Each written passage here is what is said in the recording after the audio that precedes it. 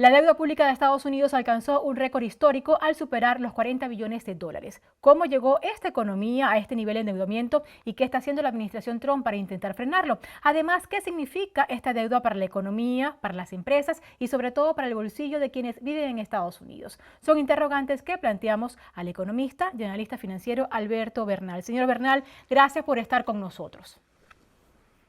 Muchísimas gracias por la invitación, un placer estar con ustedes y mil saludos a la audiencia.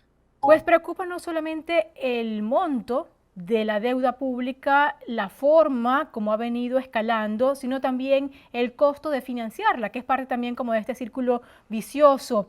¿Cuáles son sus consideraciones en este sentido? ¿Hay oportunidad de salir de este círculo?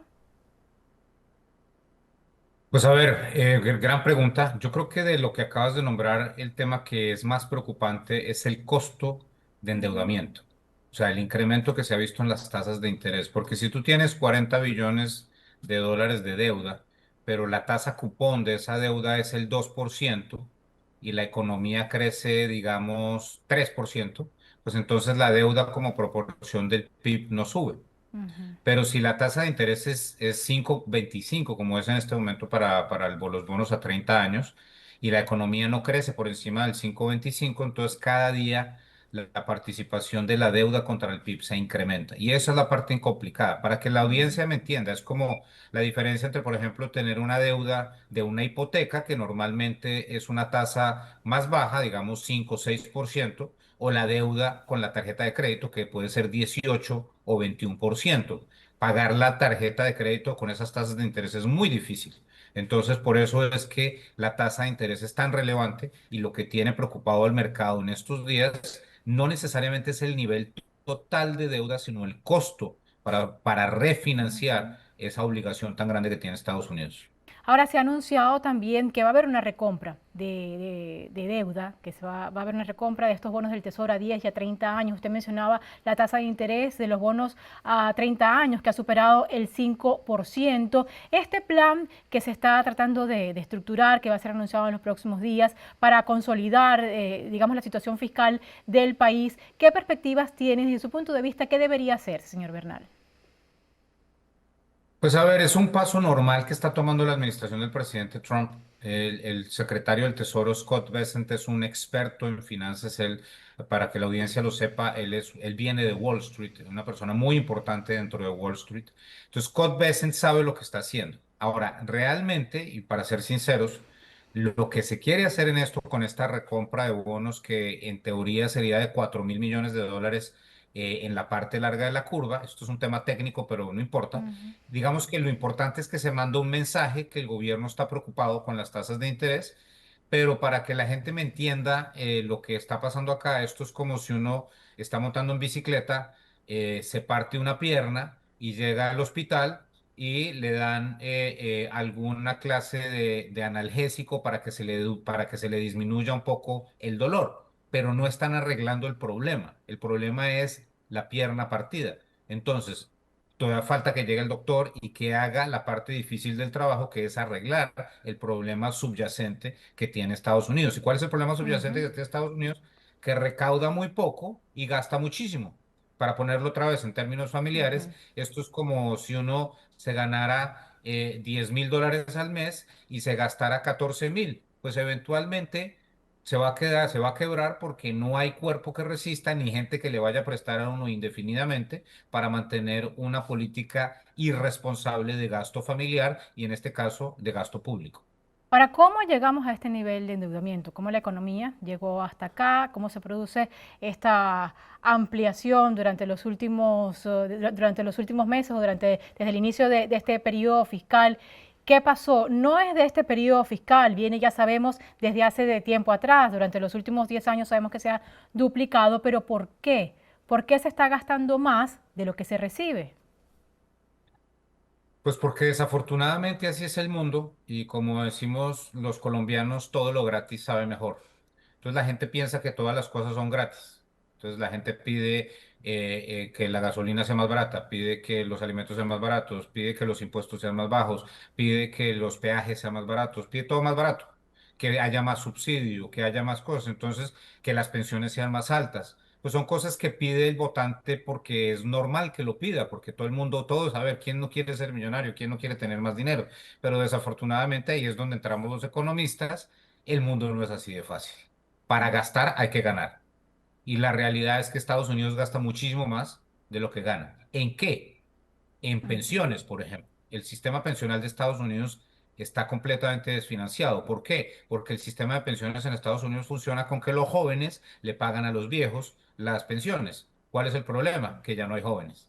Entonces hay muy poca mm, gente joven trabajando y muchas personas retiradas. Eso implica que el sistema no aguanta y por lo tanto el gobierno tiene que pagar más. Segundo tema, Medicare y Medicaid también. Cuando la gente es joven no se enferma, cuando la gente es mayor se enferma. Y cuando va al hospital, pues cuesta muchísimo. Un tratamiento de cáncer vale muchísimo, un tratamiento de Parkinson vale muchísimo. Entonces el país está gastando mucho más porque el pueblo se está envejeciendo. Y por último, ujú, el gasto militar que también es muy alto por todos los conflictos con que está lidiando Estados Unidos a nivel global. Y por último, lo que hablamos al principio, como todo esto se vuelve medio explosivo, entonces el mercado comienza a pedir más tasa de interés ujú. y la cuenta de intereses es muy alta. Si la pregunta es qué porcentaje de esta deuda pública termina pagando el ciudadano común que hace vida en Estados Unidos a través de tasas de interés más altas, por ejemplo, señor Bernal. Pues a ver, esto desafortunadamente lo pagamos todos, todas las personas que viven en Estados Unidos, todos los que somos contribuyentes, todos pagamos esto porque el gobierno de Estados Unidos es básicamente el pueblo de Estados Unidos, la gente que vive en Estados Unidos. Entonces esta deuda es nuestra y es desafortunado porque no necesariamente la gente decidió que el país se endeudara tanto, pero así es como funciona el sistema democrático y es lo que hay.